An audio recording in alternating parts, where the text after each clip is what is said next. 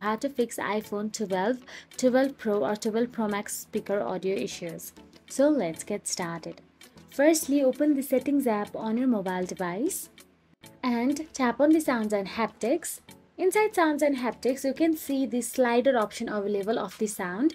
Make sure that your sound option is on the right side of the slider, full.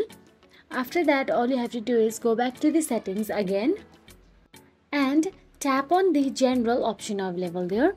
Then tap on the software update and make sure that your iOS is up to date. If not, then there will be the update or install option available there. Tap on it and update the latest version.